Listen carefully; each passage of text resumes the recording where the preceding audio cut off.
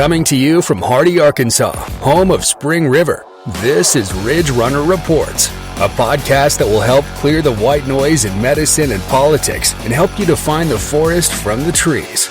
Direct from Ridge Runner Studios, here is your host, Big Dave Ezel.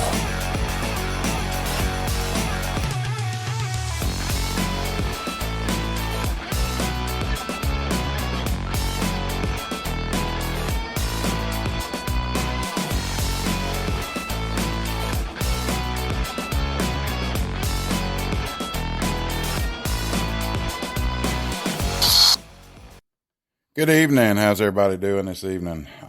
Sorry about not producing yesterday. I had some stuff come up dealing with some personal issues, so I'm recording on a Sunday. I'll try to fall back in the regular schedule next week. I apologize for everybody that's been waiting.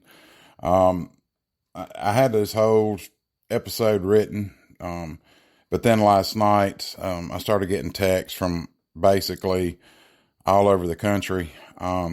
Emails. I started getting messenger messages about problems nurses were having in nursing home buildings, long-term care. I'm going to explain a little something for those of you who don't know me that well and are listening to me for the first time, trying to figure out where all the knowledge came from. For the last 25 plus years, I have been in the healthcare industry in all aspects. I spent the majority of my career in long-term care, and part of my job in long-term care was I started learning the regulations and how they work and how they apply to the building and the ins and outs and even the loopholes in order to get by with not breaking the rules, but being able to bend them to fit your problem that you have. But last night I was getting texts from nurses all over the country. It's kind of upsetting, not because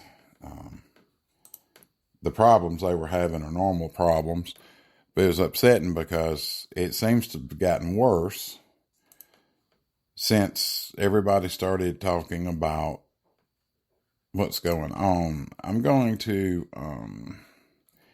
tell you that this happened in the Midwest in a facility where I kind of used to live. A nurse that was working said, SOS, SOS, please help.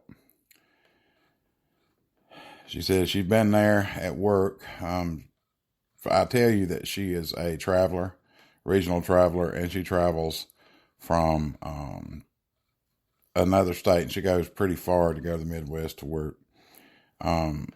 So she posted on Facebook not too many days ago that she had worked one night and they canceled her the next 2 nights. Now, most travelers, regional travelers specifically, per diem travelers, take their chance when they fill out a schedule. The problem is we have not had many cancellations. We hadn't had the regular nursing staff is nil or next to null in long-term care facilities right now, because the long-term care facilities are hollering they don't make enough money, which is a lie, and say they can't afford to pay anybody these exorbitant rates they want. That's because they don't want to have to cut their own bottom line to do it. So she sent me this thing, and she got an email, but she called me and I said, what does she do? She don't have a login. Her shift started at 11 o'clock. It was 12:30 when she asked me what to do. She said she had notified everybody that had her in their building. She couldn't see. PCC allowed her, not having access, allowed her not to be able to see the EMR. They didn't have any, what we call wet EMRs. That's where you sign an ink printed out for her. They didn't respond to her when she asked for requests to get a temporary login or agency login to the charting system, which is called Point Click Care. In my opinion, probably one of the best ones on the market. So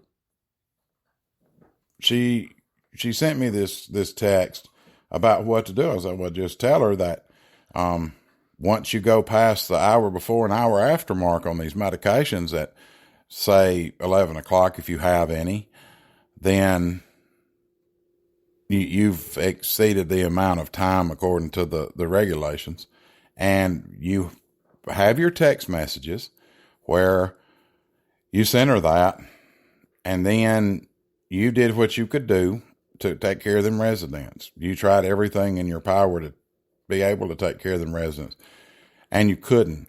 Now, this state doesn't have safe harbor rules. The only two states that do are New Mexico and Texas.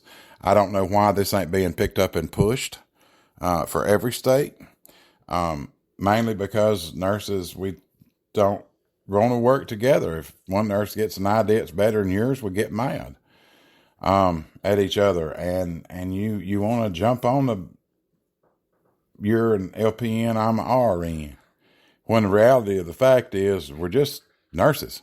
At the end of the day, we're just nurses. I've never heard them say, that RN, it was the man that had the beard and the goatee, or, that guy right there that worked last night, he was so good. That nurse. They say that nurse. They don't say what your title is, because you know what? The patients and residents don't care what your title is. All they care about is that you're a nurse. And that one single word has a lot of responsibility attached to it these days. Now, it's not bad enough that we're having to do nursing work. We're also having to do housekeeping work. We're also having to do dietitian work. We're having to do it all. I don't mind if it's short, it's stuff you can't help. We used to see it just during the flu season, and everybody understood that, because CNAs and nurses have families and their kids get sick, and they don't want to send them out to babysitters to get everybody else's baby sick. So they stay home and they call in, and we used to have that during the wintertime, and not so much anymore. We've had the problem all day, every day since the pandemic started. Last week's show, I talked about how the federal government dividing the hierarchy of needs across the GDP and the 5 stages. Well, healthcare is one of those stages. I mean, it accounts for 20% of the gross domestic product in the country, and it's at $4 trillion annually. That's an annual amount. So when you got that, and you got these facilities, and I talked about that last week, when you have these facilities paying these exorbitant amounts to the CEOs and stuff, that not only goes for hospitals, that also goes for nursing home conglomerates. They're the worst. They always holler about how they're not making any money, and yet everybody seems to know what the reimbursement rate is per day for all your Medicare residents. In rehab, is going to rehab for 21 days and then they're going home, or they're going in for rehab for at least 21 days, and you'll stay according to how long your therapy progresses, what your progression tables are when they feel like you need to go home, and it can be up to 90 to 100 days. You can reset those days under COVID. Everybody could come in as Medicare, and all these facilities did that. Now, you can look up your reimbursement rates under what's called RUGs. They are daily payment systems. So anyway, we know that you get reimbursed very well for your Medicare A patients, especially for 20 days. That's at least 100% reimbursement, period. They'll go back and audit those charts after they've paid for a while. Then they'll audit that to make sure all the charges are legitimate and go back and get the money. But this nurse that was talking to me last night, that happened a week ago. And then she attempted to initiate safe harbor, which I just mentioned. Texas and Nebraska. Texas and New Mexico are the only 2 states that have safe harbor laws for nursing intact. And she can initiate it. What it basically is a whistleblower action that has immediate effect. If you don't feel like it's safe for you doing it, or you get transferred to another floor in acute care hospitals, but you don't have the training to initiate the work that you need to do there, and you feel like it's unsafe for the patients that would be under your care, then you can initiate safe harbor, and the hospital or the nursing home has to immediately address the issue. If you don't have the safe harbor laws in the other 48, and they're not, which they need to be. That's a surefire blocking for nursing staff, and then all these facilities and these groups that cover these facilities are going to holler, well, they'll just use that if they feel like it's too overwhelming. That's the point. So that's something that these other states need to be looking at. That's something nurses in these other states that want better outcomes for their residents is for them to start pushing and initiating a Nursing Safe Harbor Act. Because you're doing it to protect the patient, not protect yourself. And in most cases, you can do it to protect yourself. Just depends exactly on how the law is written and how it don't coincide with other laws in the state in which it's being passed. So this nurse asked me, what did she need to do? And I said, well, did you contact that? She said she did, and she contacted the DON back, and after they'd canceled the shifts, and she said, you need to come up here and finish these spots you didn't get charted on. If you don't, I'm calling the board of nursing on you. Well, ain't that wonderful that the person that's responsible for making sure that the agency nurse that comes in your building, once you request them, that's on you now. You've got to make sure there's a login for that nurse. And you didn't, and now you're hollering you're going to call the board of nursing because she's not going to go chart the medicine she couldn't see in your charting system to give, and you're responsible for getting her passcode and password to get in the system. So I was explaining to this nurse last night that is abuse by omission. That nurse wants to go ahead and push to calling the board of nursing, then just tell her you're going to call the survey team for abuse by omission. And that means she kept her from having the tools to do her job, which caused this nurse to miss these medications, which will cause these residents to miss their pills, period, because the nurse couldn't see to give them. And we've all learned from the Vault case this past 2 weeks that you're not going to do anything that's going to jeopardize your license. And when the nurses start backing themselves up, that's where the problem starts. I will not enter orders anymore. The doctor will enter his own orders. I will not be pulling any medicine out of the emergency boxes, the Pyxis or Omnicell or whatever you want to call it. I won't be doing it.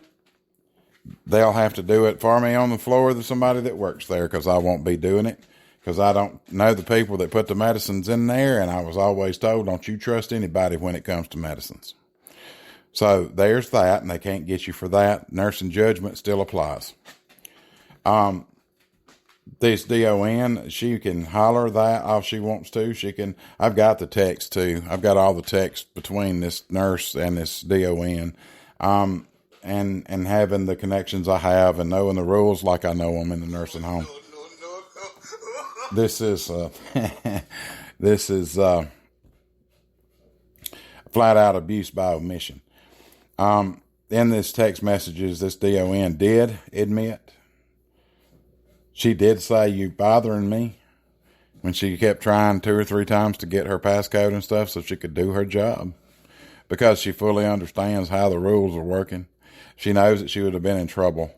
And I told her, just go ahead and you notify the administrator and say you tried to initiate a safe harbor rule and they didn't do it. Your license is in Texas. You've got every right. Texas has the law. Therefore, you've got a right to initiate it. And your board of nursing is noted in the compact.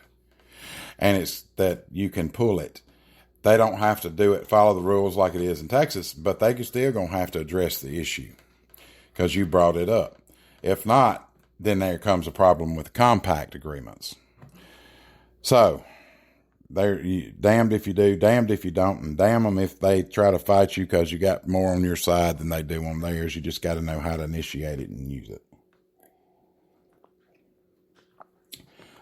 This DON needs to realize, too, that just because she's at home and it's 11 o'clock on a Sunday night, and she might have been in the bed, if she forgot to make a passcode and access for this nurse that's coming in her building that she asked for, she approved, and she wanted to come in there to work, then it's her fault. She needs to wake her ass up and do it.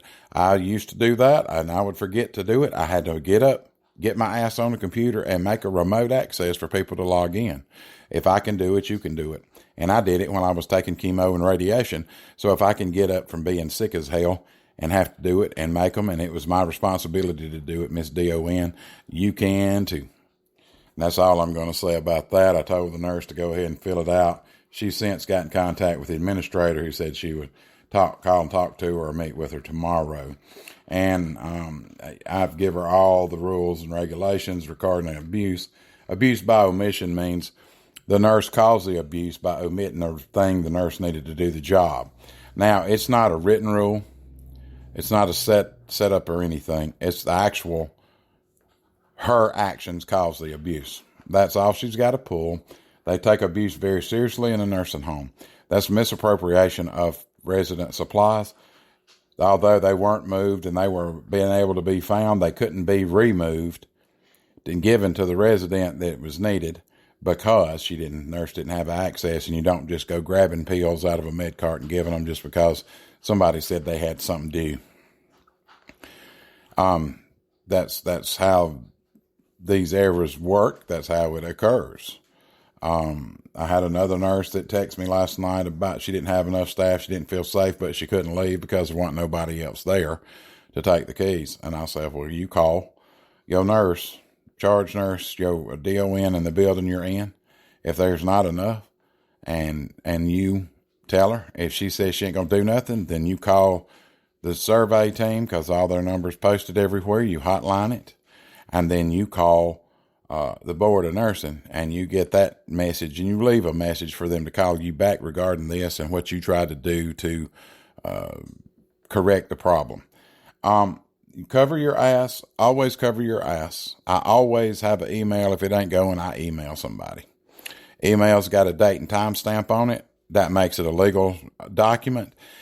Then the state nor the board of nursing can say they never got the message because it got lost in the transmission of the message to the person it was intended for. So that's what I say do. You can do the state ombudsman as well because you're actually acting on behalf of your residents' safety and care. Remember, you're in charge, therefore they're your responsibility. And that's the problem that we have all over. Now, during the State of the Union, he called for all these nursing home reforms. And I knew that was coming. Anybody that's anything knows, right now they're under fire, specifically in New York. It's plain and simple to me that the Governor Cuomo was all about this reimbursement money that I talked about earlier from CMS. He wanted them to go in his nursing home so his state could be infused with that cash too, along with all the other trillions of dollars that was approved. That's what these states did. I worked in a building in the middle of COVID. We had about 35 or 36 Medicare A patients on the daily census for 7 days, and I got to doing the daily rates times the number of residents times the number of days. And then I did it for 28 days, which is a medical cycle a month, 28 days. And guess what? It was over $1 million a month just in those reimbursement fees, not counting all the equipment that we use that we could bill for. That was just the daily Medicare reimbursement fee for 31, and we had about 130 patients in our facility. And so Medicaid pays so much a day, something like $150 a day or something like that for each one of those other residents. So by the time you start adding all of that up, we're talking about millions of dollars a month in a nursing home with the census of 60 or greater than 60. I've seen nursing homes in the 40s census raise $1 million a month easy, but they were good at what they did, and they were more than a 2-star building. So don't come at me about pay. Don't come at me about it. What I want everybody to pay attention to is the people that actually are starting out. They want these reforms. All nurses want a staffing ratio, and you're going to have pay to do what the government's wanting to do, what was outlined in the State of the Union. I don't think it's ever going to come to fruition because these groups that act like they're so concerned about the industry are only concerned about the bottom line of the private-owned nursing home, corporation, conglomerates, thieves, whatever you want to call them. They want to holler about nurses being burnt out. I said on my podcast the other night, syntax in this situation or the use of a certain word's definition give the problem 2 different perspectives. If a company, corporation, or one of these groups, and I'll talk about these groups in a minute, in this meeting that took place a few days ago in D.C. And these groups start getting involved and getting ahead of you, then they're muddying up the waters and bastardizing the issue. If they use the word burnout, and I had a nurse in a building I worked in this weekend told me I was just burnt out, and I said, well, wait, burnout ain't the word to use. Exploitation would be more like the word, because that's what you're doing. You're exploiting my services. Basically, I'm a prostitute right now because I bid for shifts and they pay me to come work for them. That's prostitution, and prostitution, as we all know, is a form of slavery. So there's that. Exploitation means it falls on the building's owners to do something about it because they're the ones needing the help. And they're trying to do it with the least amount of people possible. They've been doing it for years. And nurses have been stupid, we really have, for not sticking together before now. Now you've gone through the middle of a pandemic. You've lost approximately 400,000 nurses over the last 2 years. We were already short. The shortage is worse.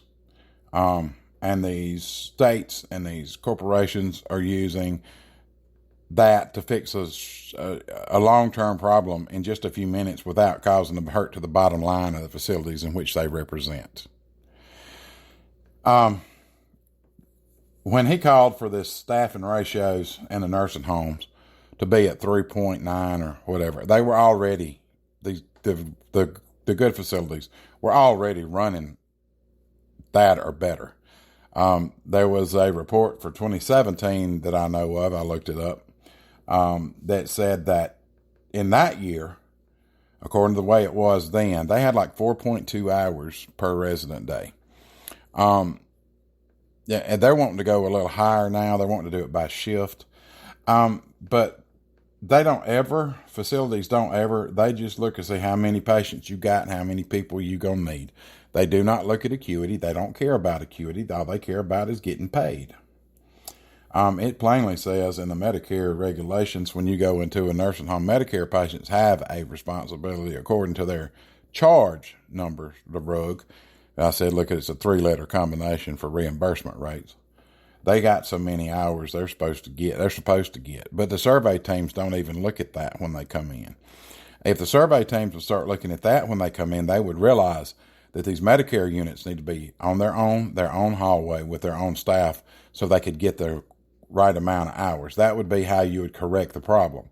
But they never cite them for it. They want to cite them because this nurse that would normally wash her hands but gets nervous when a surveyor is standing there, forgets to wash her hands when she's going out of the room. Oh, that's an 880 tag, and that's the 5th one you've got, so now that's finable because that has the potential to affect everybody in the building if she don't wash her hands.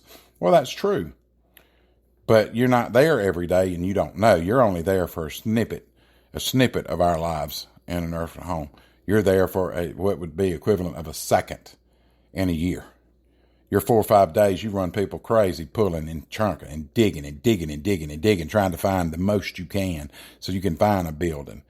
That's what it's come to. Somebody give those numbers, and that's the way the CMS washes their money. They pay these facilities, then they come in later and get it back by fines. So they've sent it out. Oh, well, they find it. So they got to get fined. So they're going to pay them in this money they've got, but it's already the money that CMS or the federal government's already given them. So it's basically money laundering. It really is. If they were going to fine them, they would fine them and put that in a pool.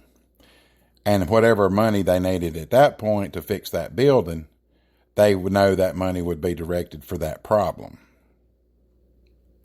And they wouldn't be sending all the money back to the federal government to be misused, misabused, disappear off the face of the earth, and then turn around and give it back to the facilities as bonuses and incentives for taking care of the most amount of patients with the least amount of hours.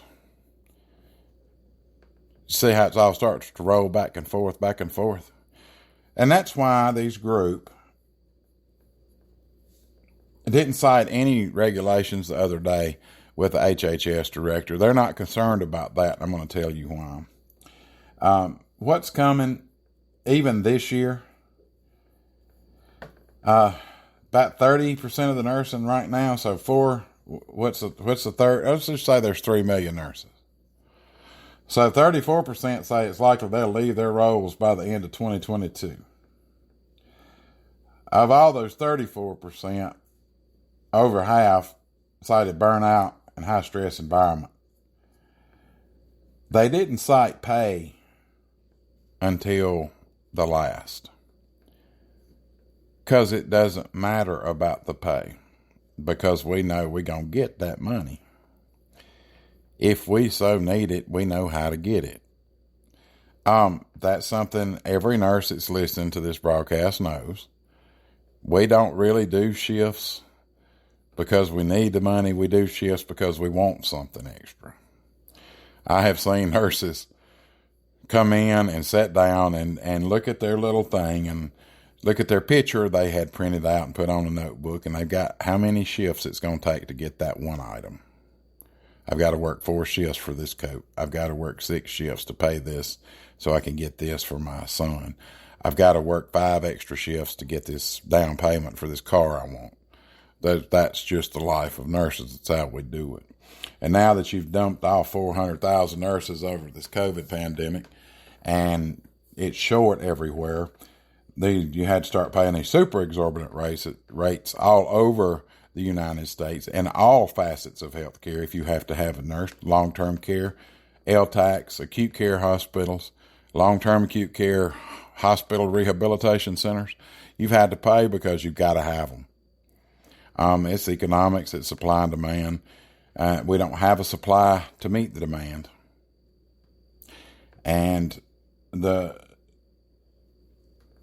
But you know, these groups that these nursing homes are a member of, they're going to speak out for, they're not worried about the nurses. They're not worried about your staff. They're only worried about the administration and the owners of these buildings. The best one I'm going to get to in a minute. I can't stand them. It's a racket. It's a racket base that is worried about nurses when they could give shit ton less about a nurse. They don't care about the nurses. They only care about the owners, especially this one group.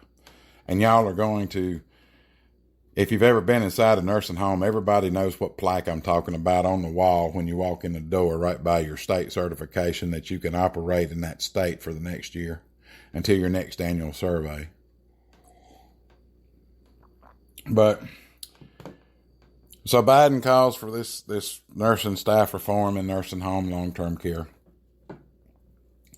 And so they have this big meeting. He calls for that in his State of the Union address in February. So on March the 30th, Xavier Becerra, the HHS secretary, hosted a roundtable with stakeholders to discuss the nursing home reforms President Biden announced on February the 18th and reiterated during his State of the Union address.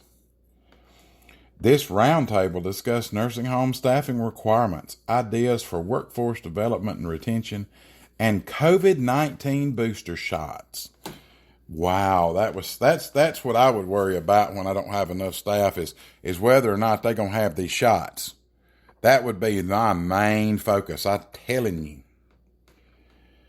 So these advocacy organizations, industry leaders, they supposedly workforce people that's supposed to worry about the nursing stuff. They're not, none of them. They're only worried about either their company making their money or they're worried about administration, payments, and conglomerate reimbursement schedules. The ombudsman people, they've got their national association in this meeting. Consumer Voice, I didn't even take the time to look it up because it sounds like BS to me. The Center for Medicare Advocacy, that must be a government group because it's got big words in it. The American Healthcare Association and the National Center for Assisted Living. That's one big group. Their CEO, I will tell you what he said earlier before all of this other came out. Leading Age, which is a elder care supply service, basically. They give all the information to the old people that's looking for it. They have their own website. They actually do good work for public information. I don't know how much of it matters what goes on once they get the public information out, but I can see where it does. Now the unions come into play here. There's Service Employees International Union is becoming the fast backer for nursing unions in the country. They've got several already. I read an article the other day about 2 nurses got fired from this building, and they cited because they were trying to organize a union, they got fired. And they knew, they even said they knew it was coming, but I'll talk about that if I have time today, but it's BS because people are actually doing it now, and all these facilities are running scared because they're going to start doing stuff to retain. So this roundtable, I told you I was involved, and here's what they talked about. And this is straight off the .gov website at the AG's office, the press release. This is straight from that. The roundtable discussed the relationship between better care and higher staffing levels and delved into data-driven examples of how staffing increases can yield significant positive impacts. Data-driven examples. So they put the computer to work. Okay. For all people that's not healthcare listening to this podcast, you cannot treat a computer and give you the outcomes you're looking for. You can't take made up statistics, stick it in a computer, and apply it to human nature. It does not work that way. You can get an idea of what it might do, and that's what they probably should have said, but that's not whenever they have these meetings. I've been in them. That's not what they do. They discuss the importance of investing in staff development to bolster retention of nursing home employees. And then here's the big one. This is the most important thing to come out of this meeting, I think, because it was italicized and it was darkened, and they have some parentheses around a word, but this is absolutely the most important. The group, whoever that is, all them people up there, underscored the importance of creating a culture that emphasizes that this is a care force, not a workforce. Okay, so if I use the word workforce now, does that mean I'm going to get doxxed by the left because I didn't use a politically correct word? You don't use care force. We're not in the middle of Star Wars. This ain't no elementary show on PBS. These are people's lives we're talking about. And yeah, it's a workforce. If you want to use care force, then you know what? Just to say I'm a caregiver is enough. That's the most important job I do. Because that's what I do and try to do is take care of the people in there. I don't force the care on them. And that's the definition of that word. But anyway, Mark Parkinson, I've cited him several times because he's the president and CEO of the AHCA-NCAL, that's the American Healthcare Association and National Council of Assisted Livings. He made a statement a few months ago that additional oversight without necessary assistance will not improve resident care. Additional oversight without necessary assistance. So what he's saying is they can make the rules, but if it don't agree, then he's not going to endorse it. And he's not to say all here. But I didn't mention in this whole thing with this HHS secretary, not one time did it say independent nurses showed up. There's a representative from every state picked at large from the list provided by the state boards of nursing of active nurses in the state. There was no say that there was actual nurses in this meeting. It looks like there was only department heads of these company CEOs. I don't know what their licensures are. I don't really care what their licensures are, because if they're not actually in there representing the residents, then all these people in these stuff, they need to go sit down in the back room and keep their mouth shut while the nurses that actually do the job fixing to tell y'all what it's going to be like. Because you're either going to hear us when we do it or you're going to hear us when we don't show up to do it. And that's what the day is coming to. I have watched these nurses on these sites for these travel nurses. Guys, I love y'all. Y'all did an important job, but you knew the rates weren't going to stay high. Now, having said that, there's still some high rates. I still get them. I still get offers to go do a 13-week program. And I've gotten more since I've started my podcast, and that's because they probably want me to shut the hell up. But it's not happening. If I'm on assignment, I can't do both. And they know it. So The plan and response that Mark Parkinson came up with, representing the AHCA and the NCAL, is to determine what they can support, determine which proposals might make more acceptable terms, question minimum staffing studies, is where can nursing home find the workers, what's their implementation timeline, what are the penalties for noncompliance. You know what? The workers are out there. Your problem is that you're going to have to pay long-term care nurses now. You're going to have to pay them. I've been running around doing per diem nursing, and every time I go in a building, I'm always making 2 to 2.5 times more than their regular staff makes. I want y'all to keep that in mind. I want you to listen real close to what I'm saying. I've gone into facilities that when I get there and I find out that I'm making 2 to 2.5 times more than their own staff is making. Now, why did I repeat that? Because if you can pay an agency nurse, let's just say $40 an hour, but you're only paying your nurse $20 an hour, then you wonder why your nurse quits and goes to work for my company? It doesn't take genius to figure it out. It's not that smart. It's stupid. And to be listening to people like Mark Parkinson, who is the CEO of a company, and he may have been in the medical field at some point in his career, and he wanted to go out and make a difference. But just like everybody else, he became a conglomerate. He made sure they had to be in this to protect the nursing. They're not for nursing homes. They're for the ownership of the nursing homes. He can say what he wants to say, because one of his plans of response to the State of the Union address was to try to kill proposals that the AHCA and the NCAL cannot modify or support. That tells me right there, if it don't benefit the owners, then you're not going to endorse it. And we don't need your endorsement. As I said last week, nurses are like the mob. We are. But one thing we're not going to be is that we're not going to be pushed off to the side for all of these corporate people and the unions. I don't know what they were doing there, because not every state has a nursing union in it, because the National Labor Relations Board did not release a pro-quid for nursing, where nurses can just become a member of a union and then be represented as such. That's what they need to do, because nurses majority are traveling now, or they're per diem nursing just to get by, because there's no taxes taken out, and they only have to pay them at the end of the year, but we can always get them down to zero if you got the right CPA and you keep your receipts. You don't ever make no money. You don't ever make no money. Plus the mileage, as long as you're going over 51 miles, and you got to apply all of those rules too. And that's where we're at right now.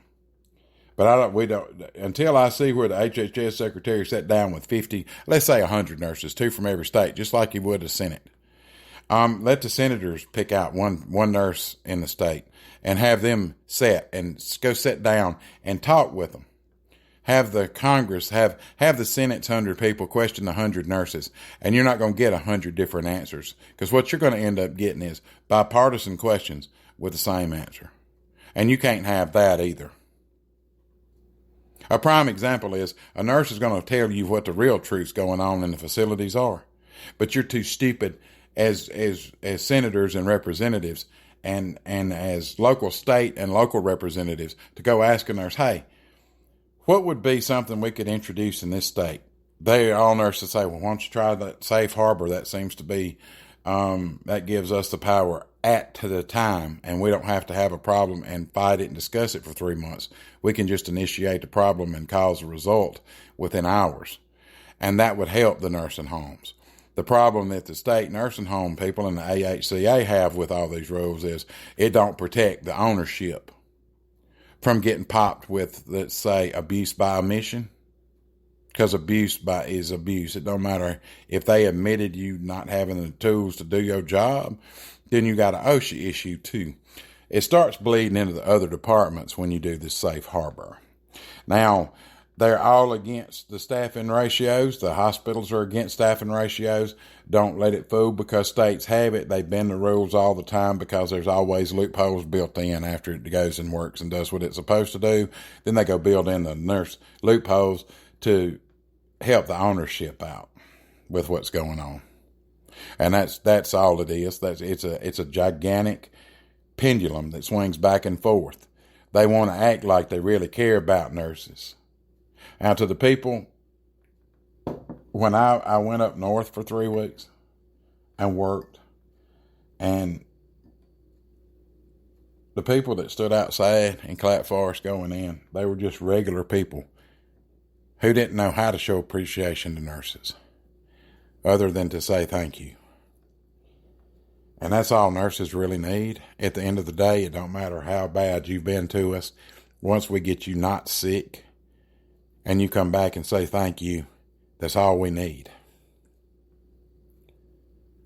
And that was enough from the people. And now the people that make the rules and regulations don't care about nurses. Let's fire them if they don't get this shot, because by God, we don't have enough nurses, but they going to get a shot if they going to be a nurse. No, they don't have to be. Natural immunity is a real thing. It's real. If you don't believe it, look at all the older people that got chicken pox when we used to have chicken pox parties. And it's natural immunity. We didn't have to have the immunization because we're already immune to chicken pox. Now we get to shingles, but there's a shot for that too since it's the same thing. So I guess it don't matter either way, huh? Here's a varicella shot to keep you from getting chicken pox. Oh, here's a varicella shot to keep you from getting shingles. So I guess it don't matter. You're going to get it anyway, huh? Funny. Funny how that works. That cycle we're talking about and been talking about still in play. It's getting to be bad. This plan of response, the proposal from CMS, it created a new database for building owners and operators. A new database of what? Y'all have already got Nursing Home Compare, and it's got exactly what they got cited for in their last survey. But yet, that don't tell the general, it tells me what I need to know, but it don't tell the general public what's going on in that facility if they're trying to choose one. Y'all want to pop out and say, oh, well, look, here's the star here. But, I've seen plenty of 2-star buildings with a 5-star quality measure. That means they're meeting that is somewhere else. Maybe the building was too old, or maybe they didn't have it all together on this part, but all the stuff they're sending into the government on their MDSs makes them a 5-star. Maybe their staffing gives them a 2-star. But if their quality measures are high, then that's the buildings you want to look at. That means they're meeting all the criteria the federal government has put out. But what I look at is maybe I go into a building and I can tell right when I walk in the door what kind of building it is by the way the staff treats you when you hit the door not knowing who you are. And most nurses can, as soon as they hit the building, you can tell if the tension can be cut with a knife or it can't be cut with a knife. And you know this. But until the following happens, these groups are going to tell us how we're going to do it. The government's going to make sure we do it the way they want to do it, or they're going to come get their money back in fines and all that kind of stuff because it's a racket. They think, and unless nurses stick together on both sides of the fence, let's just call it acute and long-term. Let's just go from acute nursing to long-term nursing. Let's say it like that. Until both divisions, because one depends on the other, and we all know it. The people that work in acute care know that nursing homes are an actual destination place. And they know that not all nurses inside a nursing home are bad people. There was a time that I worked in a facility that the nurses from the hospital would not call no nurse but me.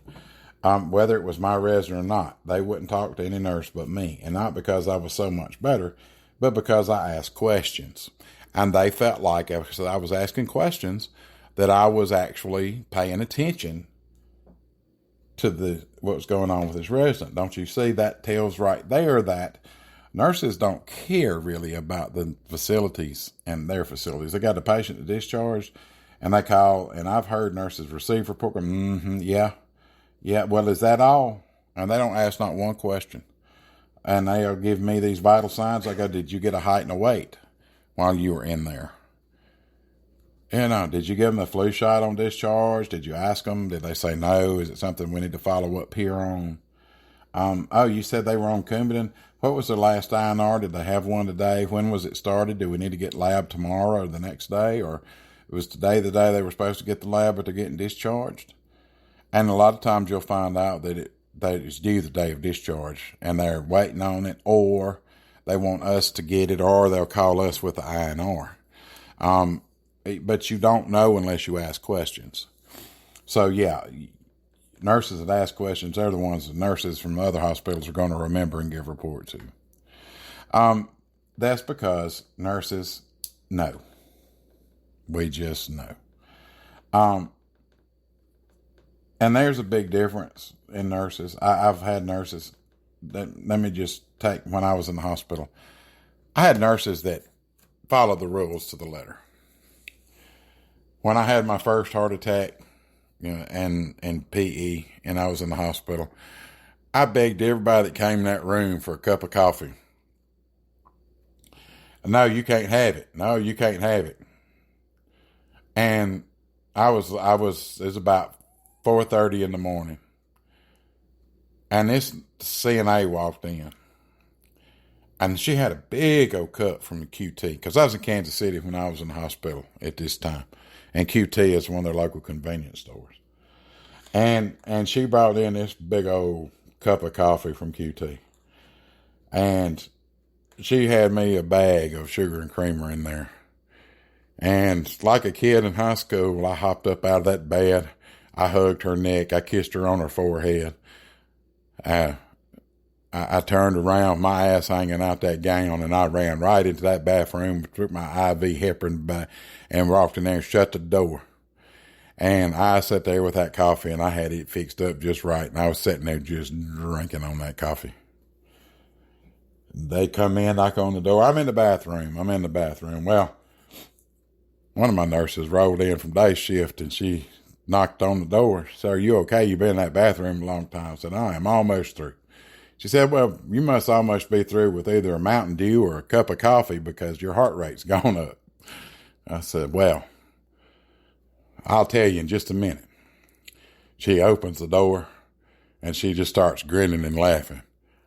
She said, "I'm not telling nobody, just, I know you've been begging for 3 days." Yes, I have, and I finally got it. And I was fine after that.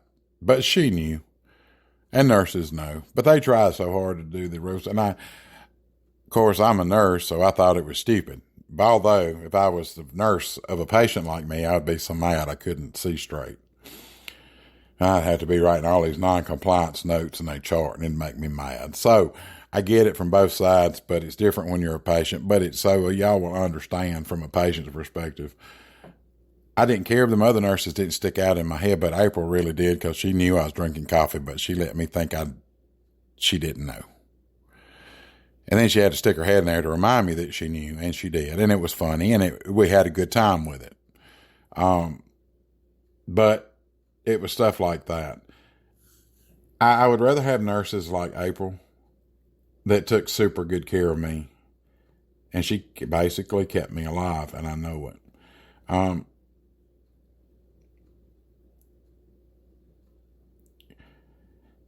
And we got these groups. Now,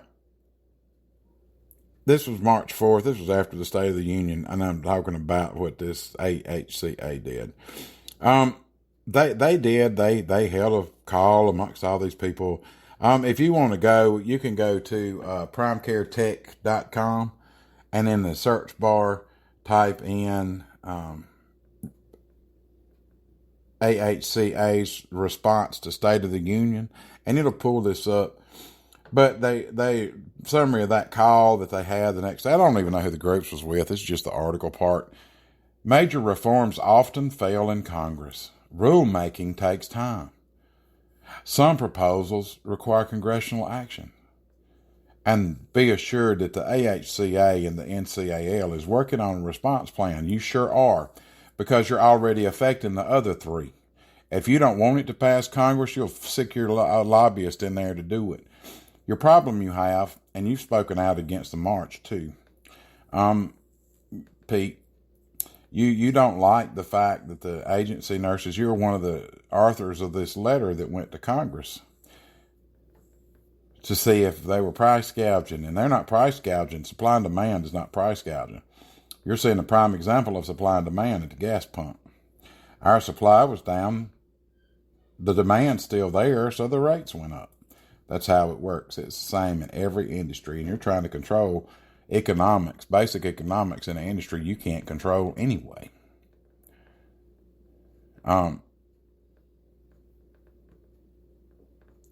And I'm sick and tired, and nurses are just sitting around going, oh, well, we're going to gripe about it amongst ourselves. But, I'm not worried about that as much as I'm worried about my title. I've heard more arguing and talking this week, last 2 weeks, about how these nurses are coming in and going, oh, she's just an LPN. Yeah,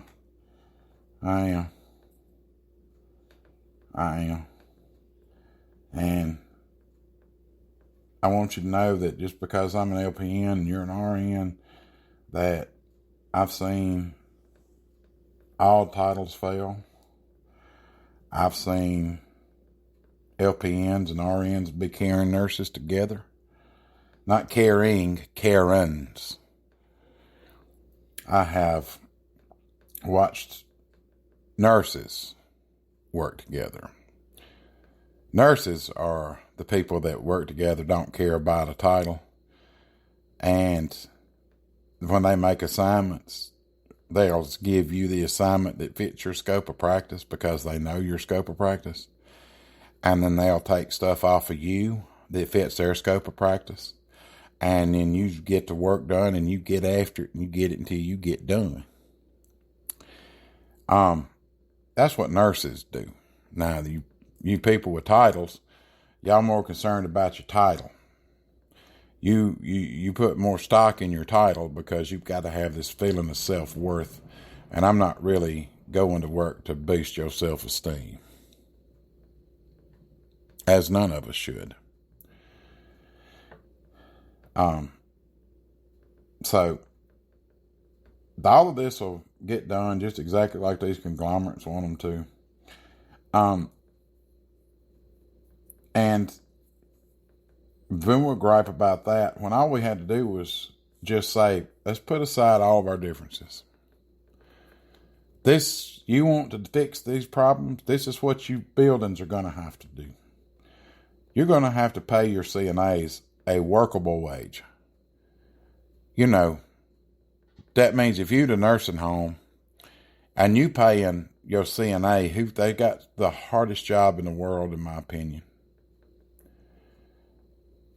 and you're going to pay them $12.50 an hour. Or they can walk out the front door and go half a mile down to a McDonald's or Chick-fil-A or Burger King or whatever and make $14 or $15 an hour. They bring home more money. And if they don't have to work the front and deal with the public, then they got it made because they don't have to deal with the public. And if they go back and be a CNA, they've got to keep the resident happy, the nurse happy, and the family happy. And you can't do all three and not be truly effective. But if you were getting paid a little more, they wouldn't mind the ridicule coming from the family so much if they know they did their job better. But you keep saying you can't afford it. I've already talked about the reimbursement rate, so lie to somebody else because the nurses in-house know better. If you don't raise your RN and LPN rates inside your building and give it up, and there's buildings that are doing this. If these large conglomerate hospitals and nursing homes don't start proactively fighting for their staff and listening to when the nurses tell you, well, it's popping the Pyxis open, but it's giving me the wrong drug because it's in the wrong spot. pharmacy needs to come up and fix this right now. And you wait 6 hours because they so backed up in pharmacy because they're trying to meet the same regulations set out by the hospital. But if the hospital nursing homes don't start taking some work off, other night, well, it's been longer than the other night. It's probably been 2 months ago. I walked into a building that had not a nurse coming in. I would be the only one. It was 60 residents. When I got out of nursing school, we had 60 residents. And it wasn't bad then. But the other night, I realized the difference between then and now is that we had directors of nursing that had been nurses on the floor. And they weren't young. And they were seasoned. And they wouldn't set these medications like they do up. You want to fix all of it and you want to keep paying lower rates, then you're going to have to fix the responsibilities of the shift. And you're going to have to tell the doctors that they got to quit polypharmacying these people because you don't care anymore. My God, I gave a narcotic to a 70-year-old lady that she probably got past her third dose and was addicted. I'm not saying she's not. I'm not saying that she is either. But I had orders for this lady, and I give these narcotics every 5 hours. Every 5 hours? Why not every 4? You're going every 5 hours for this one, and every 3 hours for this one. You see, that creates an acuity for that resident. Because, every 6 and every 4 is common, but you're splitting the difference every 5. Now, that may be to give you the before and after, so you're either at 4 and 6 hours when you give it, and it gives you a little more choice to make with it. But, every 5 hours, you pretty much got to be on time, because it may not be your shift to give all 5 doses, but it may be the next shift's to give them all. It's crap like that bothers me, because they don't never want to give. And don't you change this. Well, if you got your time set up and it's, let's just say 8, let's say 9, 3, and 9, because it used to be that way. And that's when you had your major med passes. Then set every nursing home up the same way. Doctors can write and change orders to fit. They just write on what the company says to do. That's mainly because they get reimbursed in different ways about writing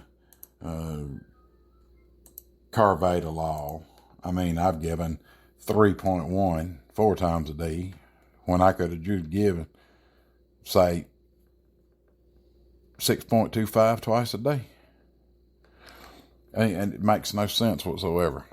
If you had a problem with that, go to extended release. The American Healthcare Association and National Center for Assisted Living that I've been talking about, they've got a news and communication fact sheet. They put the request for meeting on the nursing home reform plan. It's a letter in there that went to Becerra, the secretary for HHS. It's kind of dumb. He talks about rhetoric and all that. It's not rhetoric anymore, Pete. I'm going to call you Pete. Marcus. Let's call you Mark. Let's call you Marcus Aurelius. Why don't we call you that?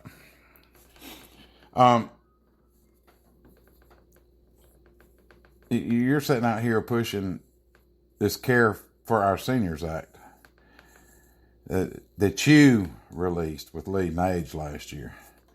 But it's nothing to what they want. It costs facilities extra to single individualize rooms, and you wonder how you're going to do it.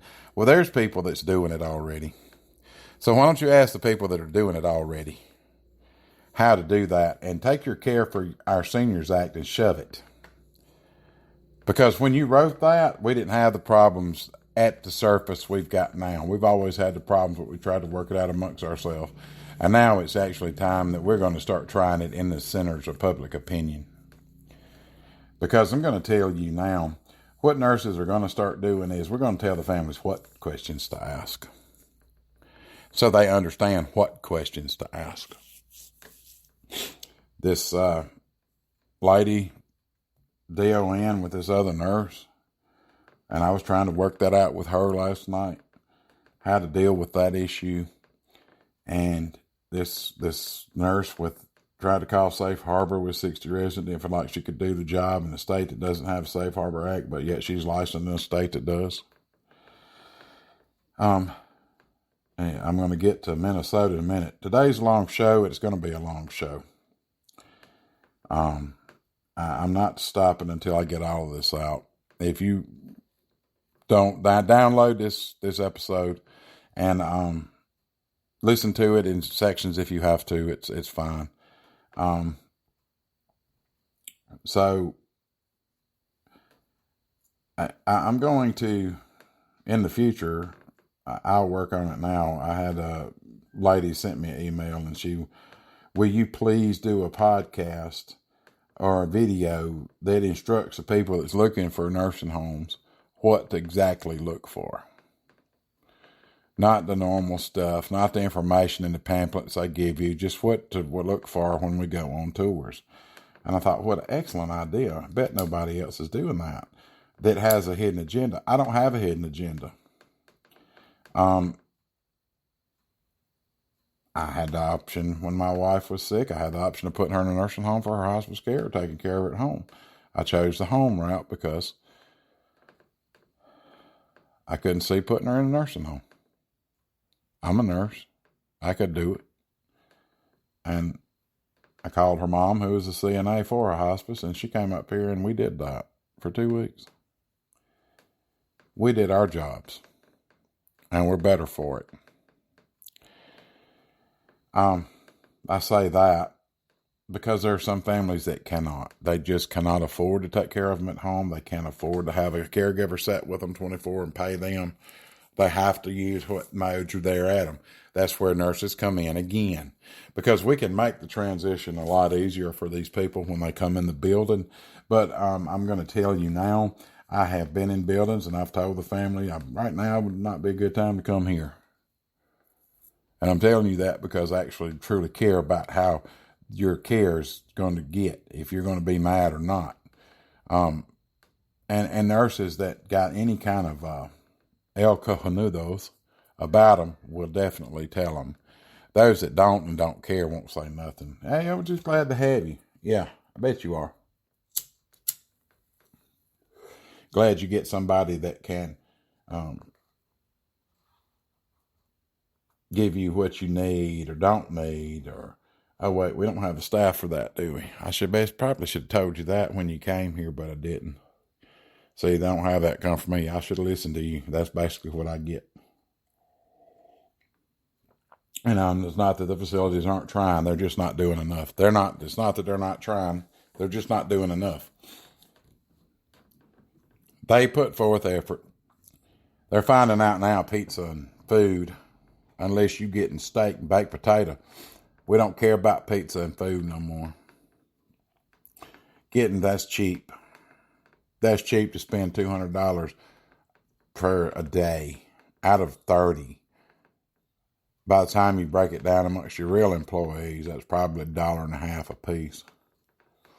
So nobody cares about the pizza and stuff anymore. It's not an act. You should do that every day. You should feed your staff 3 squares a day anyway for free and not be charging them. Nurses in the hospital the same way, because you should keep at least a short order grill open 24 hours a day, because nurses don't get the opportunity to say, I work from 6 to 6 and my lunch is at 12. We go in at 6 to 6. We pee when we can and we eat if we can.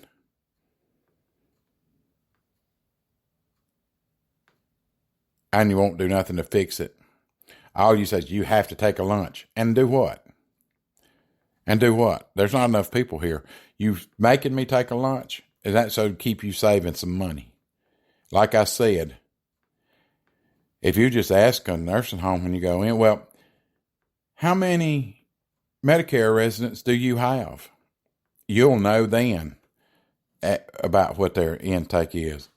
And you can say, well, last month, what was your average daily intake from Medicare? How much money did you get per day from all the Medicare residents you had in your building? They're not going to share that information with you, but ask them anyway. That'll let them know that you know what you're talking about and you know if they're lying or not. Then they tend to avoid any of the questions, and you can tell right off of the bat, and you don't have to question no more. You can go to the next building and see if they're any better. This is what I see is going to happen. As it stands right now, with these facilities not being held to accountability over their staffing, nurses quitting at the rates they're quitting at. Now, they're quitting bedside nursing. They're not necessarily leaving the field, but, we need bedside nurses. So your bedside nurses are dropping like flies.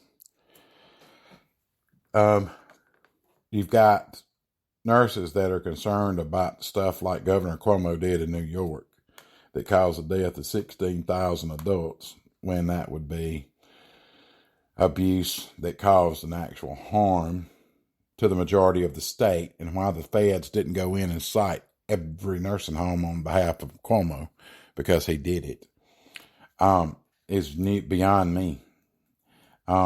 They did that because he's protected at the top. He should be charged with 16,000 counts. If we can charge Ms. Vaught for that, and we got this nurse that took care of one of the advisors to Trump that pled guilty to homicide by lack of action, then a lack of action is actually abuse, and it should be listed as such. The precedent has been set. You can thank these attorneys for that. I do, because now I'm going to use it to my advantage. Remember, the playbook for the Democratic Party has never let a crisis go to waste. Well, we're in the middle of a crisis, so don't let this go to waste. Use their own rules against them. If you work in a hospital, don't pull nothing out of the pickets on override or the Omnicell or whatever brand it is you use. Don't do it. Don't override it. Tell them they got to make sure the order's put in. That'll make them fix the system to where it's going to go. But all the nurses have to do the same thing, or it's not going to work at all. And that's what I'm telling you. That's what I'm telling you. But what's going to happen now is you've got older nurses that are quitting, and they're not passing on the art of the specialty in which we work. And yes, nursing is now a specialty.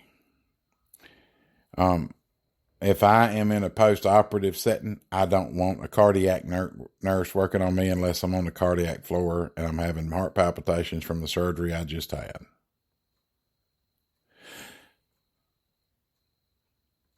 I don't want a labor and delivery nurse taking care of me on an L&D unit, even though she's probably, a L&D nurse on a med-surg unit. And she's probably just as capable of doing that as she is taking care of post-operative moms and stuff like that. Post-pregnant moms and stuff like that. And that's her specialty, that part of, but if I had a heart attack and I had all that going on, I would want a heart nurse. You see what I'm saying? Same thing in nursing homes. You want a nurse that cares. You want a nurse that actually cares about the outcome of your grandma, even though she probably don't remember who you are, who they are. But they actually generally care. There's a ton of nurses in the field that's still there.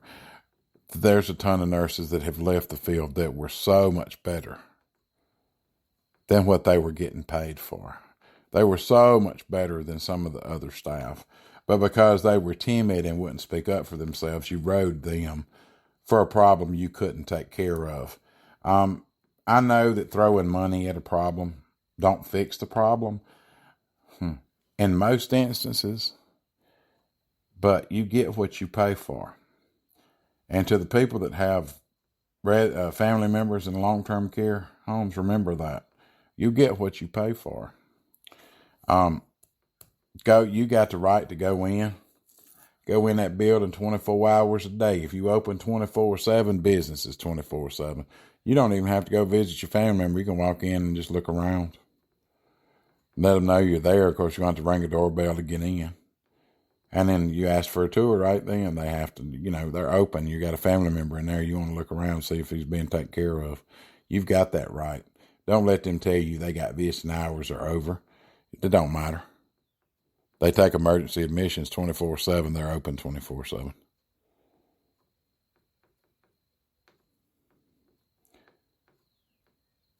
All of this funny that it all came up to a head at one time. It's not planned out that way. It's just funny that it did. We've had times where nurses have stuck together and gotten what they want individually from a building. Now that we're doing it nationally, we got nurses getting caught up in all of the outlying black and white areas instead of dealing with the areas we need to deal with and focus on right now, which is, if you want the nurses full-time in your building, you're going to have to pay your nurses. You're going to have to pay them like never before, or you're going to have to pay them a decent rate, and you're going to have benefits like never before. You want to set it down, I can tell you nursing homes right now. If you want the pick of the litter, and you want a pick of nurses, and you want the pick of the staff that you hire, and you want to go from a 2-star facility to a 5-star facility in a short amount of time, then your following pay scale is what it's going to take to do it. You're going to have to pay your CNAs $20 to $22 an hour. You're going to have to pay your LPNs $35 to $40 an hour, and you're going to have to pay your RNs $45 to $50 an hour. And that's way, way below what we could get. But that's enough to keep them coming to work every day. And then you don't have, you can keep them that rate, but offer them like the most excellent dental and vision insurance and a decent health insurance policy that ain't robbing somebody blind. Or you make them pay for the majority of their health care costs. Ignorance. That's ignorance. Be smart about who you hire. Be smart about it. You quit if they hit the door. Oh, well, look, here's a warm body right here. They can help us with our PBJ, and they won't do our staffing for the last 2 weeks. Well, they don't need to do staffing. They need to take that PBJ and get the average and then go after why you didn't have them for this week or that week. They need more emphasis on a payroll-based journal because they don't really look at that. And people are figuring out on these staffing sheets in these nursing homes, then most of these staffers just write names in the blanks because they know the survey teams ain't going to double check payroll day either to see if they got a time sheet in for that day. They're more worried about temperature in a faucet or that you didn't wash your hands because I'm standing right over you and you didn't wash them. You only washed them for 18 seconds. So you didn't even sing. You sang the happy birthday song too fast, so we're going to fine you. That's how stupid it's gotten. And it's time for it to stop. I am super passionate about this. This is one of my things I've worked on. This is the job that I did being a liaison, was making people understand the rules and applying the rules and bending the rules to fit the situation. I'm going to start using the abuse by omission because it is abuse by omission. You call and tell them that you need access and you don't wait. You 30 minutes, if you hadn't got your access, you call them back and say, I'm fixing to report you for abuse of omission. You have omitted me doing my job. These residents didn't get their medicine. You withheld from them, and that is abuse. Remember, it's not about the rule. It's about the theory of the rule. If you've got a decent sound theory, they have to listen to you. You can ADR any tag, which means you can get rid of the tag they bring to your facility by ADR and by using sound theories and how it doesn't affect the building. They talk about the culture of the building. They're not talking about the people that work there's culture or the people that's residents' culture. They've got their own sections to worry about with the culture. The culture of the building is how well it operates within the boundaries of the law. The culture of the building means as the nurses and the CNAs work together well. Do they respond to this nurse or that nurse and do their job as effectively as they could have, or should they do it that way?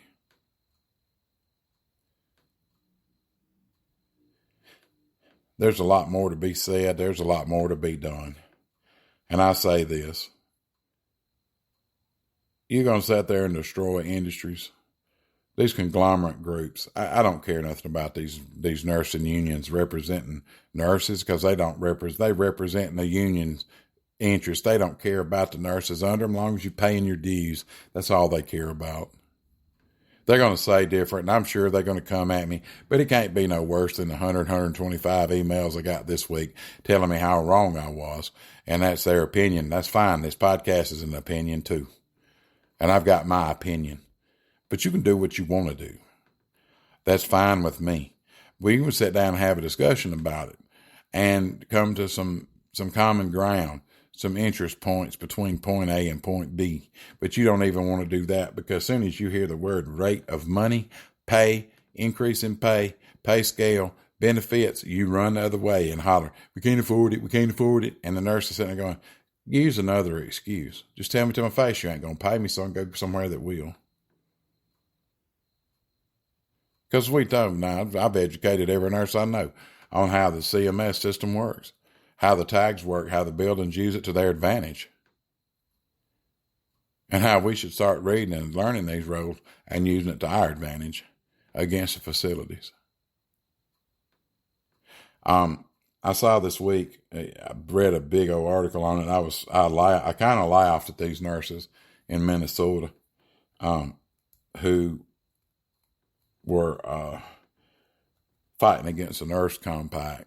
And then I pulled up the map, and the Rust Belt states, y'all are the ones in the most need.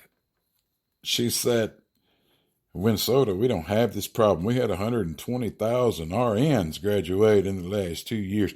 Where are they? Where are your 120,000 RNs you graduated?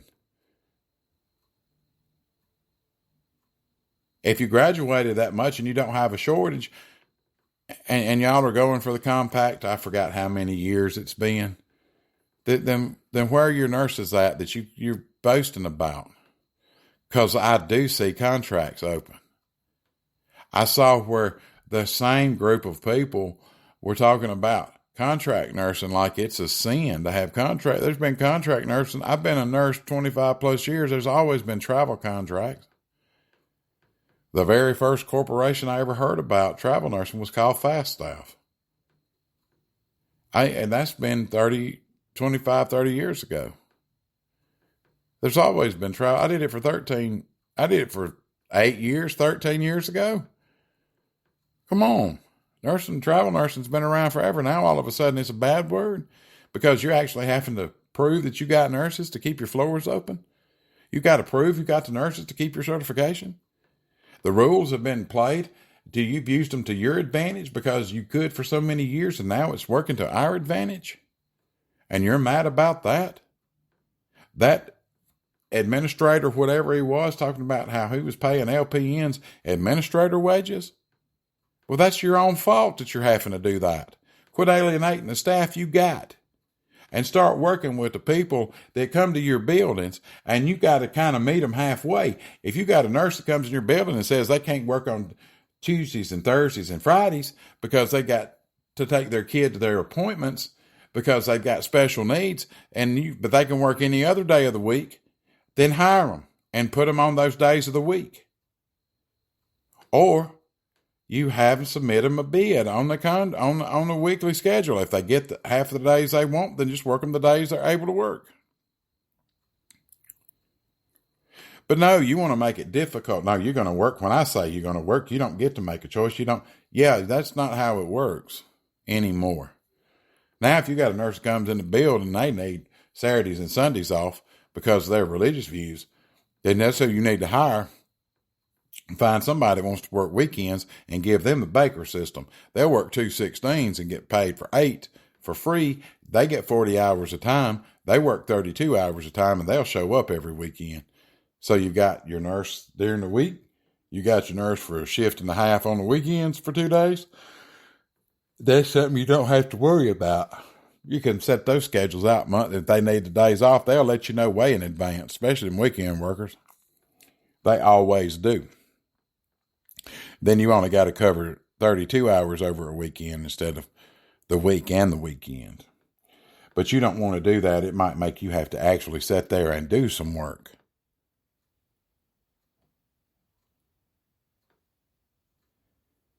I vastly become mad at the field, but not because of the reason these other nurses are talking about. Mine so much. The money's nice, don't get me wrong.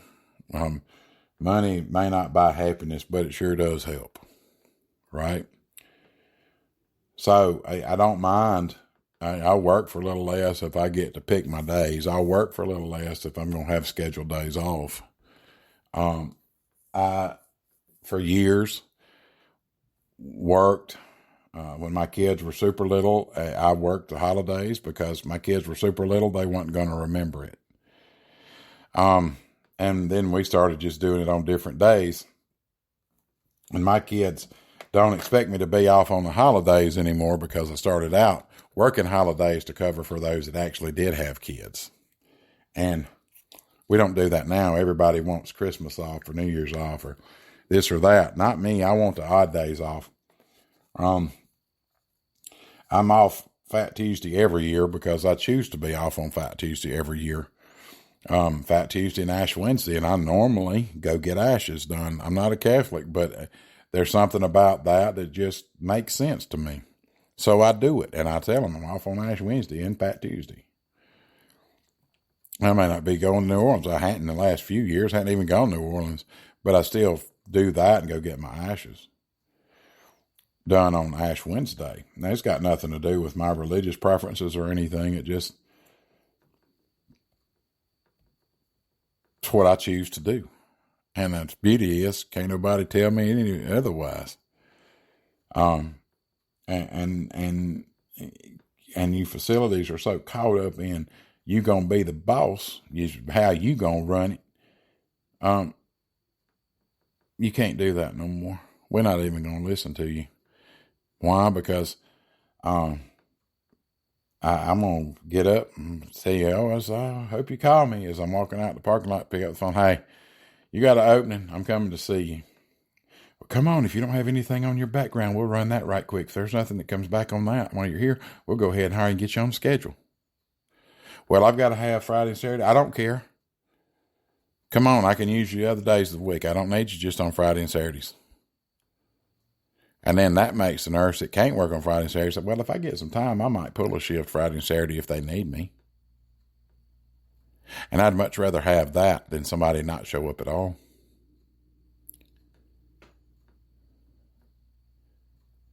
So now that you're being held responsible for a lot of other things, these buildings, and you have dumped everything you can on the nursing staff. There's a TikTok video where the nurse is standing there and, oh, yes, you're a great nurse. So at 6 months, we'll make you a supervisor. Oh, well, we're going to cut housekeeping, so here's your broom. And we're going to cut the laundry, so here's your laundry detergent. And we're going to cut this, and here's your timekeeping schedule. You can't let these other people leave until they got all their charting done. And you can't, by the time that you got all the responsibilities you've dumped on them, nobody wants to be in your building no more. It's bad enough now. They have got nursing so regulated. You've got to be a nurse. You can't have time to do all the other work. So you're going to have to figure out what's going to work best for you. And you're going to have to start implementing it. And if these regulations go through, I can tell you right now, every nursing home, it should be one nurse for every 12 to 15 residents, depending on the acuity of those residents. Oh, that sounds good in theory. No, you can do it. You're just going to have to pay to do it. About 9 CNAs and 5 nurses for 60 residents. That's the right amount of staff. That is the right amount of staff.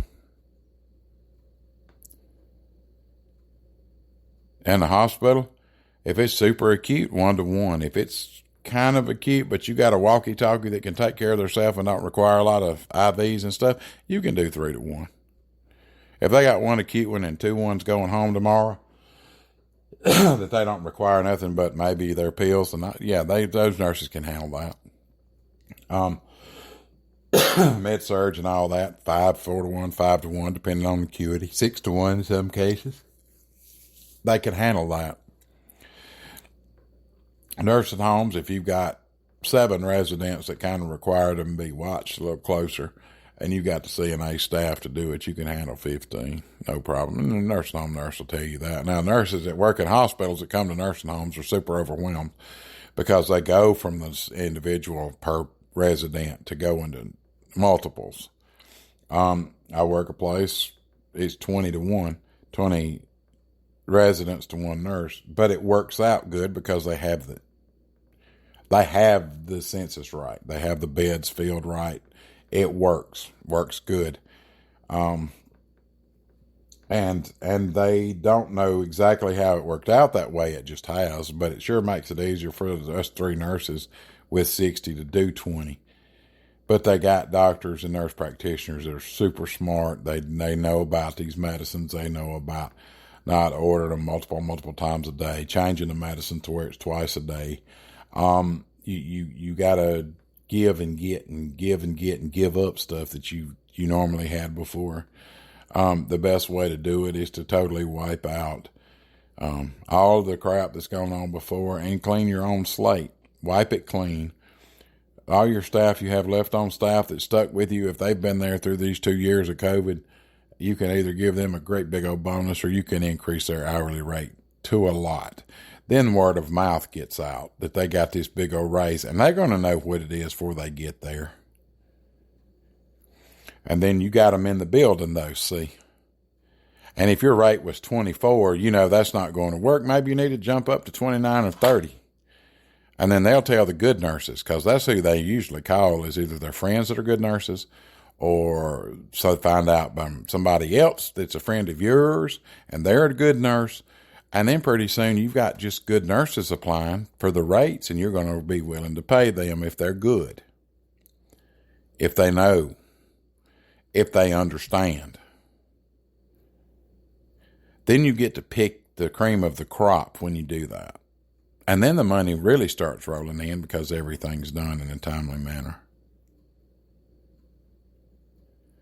But you don't want to give up your bottom dollar. And that goes for these hospital CNOs too. CEOs, CNAs don't get paid nothing in the hospital or the nursing home. That's where the reform really needs to start. Because those are actually what I call direct caregivers. They are direct. They are the ones that walk in the rooms. They're the ones that see them before you do. They're the ones that's with them every day, and they know when something's wrong. If my CNA comes up to my desk and says, I can't put my finger on it, I'm heading down there first. If they come back and say, if she needs a breathing treatment, she's starting to wheeze again, I'll go do that. But I already know what the problem is. I know what to get. I know what to do. But if they don't know what's going on, I always carry the crash cart and go see, because it's not ever good. Like I said, they know when they start turning way before you do.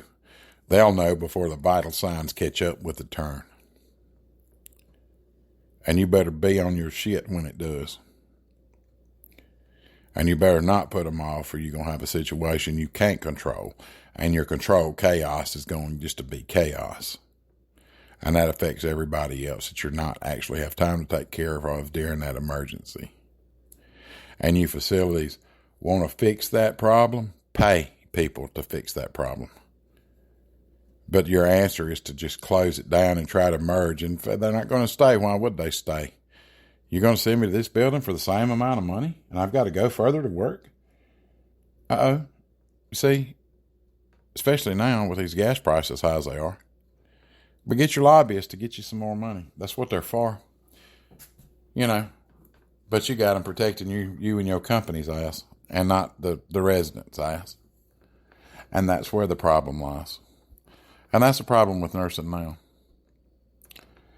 These facilities have gotten by screwing nurses for so long, giving us jobs that's not really our jobs to do, taking away from resident care by having us chart the same blood sugar in 4 or 5 different places, because you're just too dumb to realize you're going to have to chart it in one place. But you're going to build a yellow brick road to every tag. I've told facilities before, you've got me charting this blood sugar in 3 different places. And if one of these places at the same time I chart and I get a 130, but I type and I punch it in, instead of hitting that 0, I hit the 9 and I go to the next place. And that one place has got 130 and 2 and 139 and 1. They're going to question that 139. Or they're going to question those 2 130s, which means they're going to question every AGA check in there. So you've built them a yellow brick road right to a federal tag in a nursing home. But you so smart. That's where you start hollering about, I'm the RN around here. Well, you might be the RN, and I lost a job for this statement here. You might be a RN, but you lack one important role that you need to be a leader, and that's common sense. Didn't care if she was an RN, she was not a leader. And believe you me, there's a difference.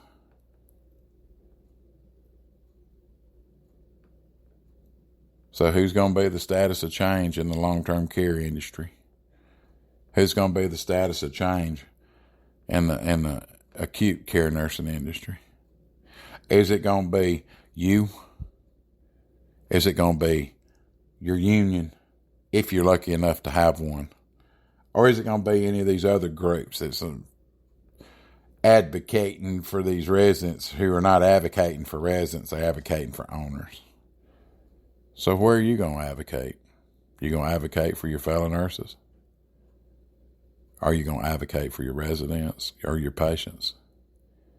Are you going to advocate for the public and say, you want your public taken care of? Then you're going to have to pay. If they don't understand, if you owners and stuff that listen, and I know you do because you send me emails telling me how wrong I am and that there's more at play than this or that. Here's all that's at play. This is the bottom line. This is everything that's at play. Y'all are pushing to cap nurses' rates now to save you more money on your bottom line. Y'all are hiring at the low and wondering why everybody's walking out your doors. You say you're not making any money, but we can go to the Medicare reimbursement website and see how much money was sent your way. And we can go look at the corporate office and see how much money they got for the year, how many buildings they got, divided by that amount of money, know about what you spend on every building, and then know what you're spending in rates. Multiply it by the staff members you got on staff and know how much money you're saving. If that was the case, the very first statistic I heard for COVID, it wasn't the actual amount of deaths because they didn't know. It wasn't actually where it's the most convenient at after it hit Richmond, Washington for the first cases. The first real statistic I heard coming out of COVID was how many billions of dollars Medicare had saved. That told me what I needed to know right there. That told me that it does not matter about health care anymore. The politicians are not caring about health care anymore. Nurses that are only concerned with titles and only concerned with their status in life are not concerned about the patients anymore. It's the hardcore nurses that's in the ditches every day, digging around, finding loopholes, bending the rules to get the resident out of the rut they're in and get them home. Get them where they feel better, get well, and get home. You've got 4 million nurses for 337 million people. That's a supply and demand issue at the end of the day. And economics is going to win out every time. It always does. If you want the gas prices to go down, you cut the pumps on. Y'all, it ain't got nothing to do with those Russian tankers coming across. Everybody saying, it was going up before because they cut the Keystone pipeline. It wasn't open yet, folks. It was just being built. He didn't cut the pipeline. Got nothing to do with the gas prices. He cut the pumps off. He stopped the drilling, and he cut the pumps off. Cut the pumps back on. Cut the pumps back on, you fix gas prices. Pay your nurses and your staffing shortages stop. But as usual, y'all, everybody's going to fight it. Everybody's going to fight it. Until somebody stands up and is heard. And it don't have to be a national 15 minutes of fame to be heard. You only have to be heard where you're at. Remember, all politics are local. All politics are local. If you want to make a difference where you live. Well, we've made it to the end of another episode. I'm sorry it went a little long today. It was an hour and 30 minutes. I'm usually trying to get it done in an hour, but to get all of that out, it took an hour and a half. I appreciate everybody that tunes in and listens. If you're scrounging around YouTube, go to Ridge Runner Reports and find the channel and just like it. Subscribe to it. Just subscribe to it. Once I get over 1,000, I get other distribution rights, but I need 1,000 subscribers. So if y'all would help me with that for the people that download this new episode, I would appreciate it. Please go into whatever app you listen to my show on and like that show. I'm being picked up left and right. I'm getting offers from these other apps. This week I ended up with a Twitch TV channel. I don't even know what Twitch is. I'm looking at it. It's looks like gaming line online or something, but they wanted a Twitch. There's podcast on those. I didn't know it. So I got another platform I'm going to try to finish up and figure out how to get it uploaded to today. So if you're on Twitch, I'll be under Ridge Runner Studios. Again, for all the people listening to me on Spotify, I appreciate you very much. iHeartRadio,